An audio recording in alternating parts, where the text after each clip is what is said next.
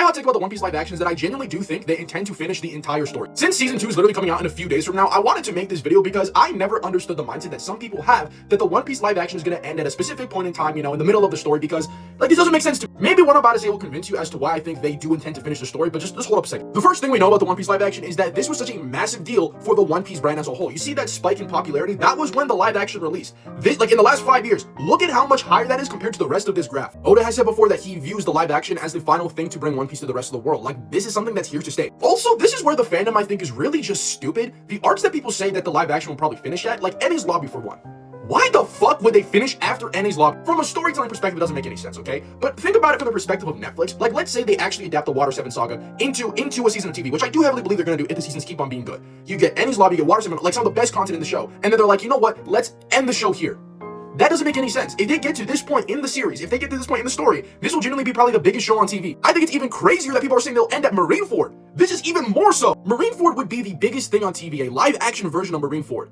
Why would they end the show and IP at this point in time? This doesn't make any sense to me. I don't know what the fandom is talking about. And I understand the major complaint with this is that the cast will age out of their roles. I disagree. I understand at this point in the story, they're all supposed to be around like 17 to 19 years old. That's roughly the age range. You can just change that. Just make the journey a lot longer. Just make the 2-year time skip 5 to 6 years. It's so easy. I mean, look at Roger in the beginning of his journey to the end of his journey. Like, a lot of time passed. They could just do the same with the Straw Hats. I don't understand why people think like they can't do this. It doesn't make any sense, bro. Also, it's probably a good idea to not have Luffy be 17 at some points in the story. If you know, you know. I feel like it just would be better. This might sound crazy, but I think the thing that really convinced me that Netflix views this as something to stay is that they made Lego of this series. They made Lego sets, dude.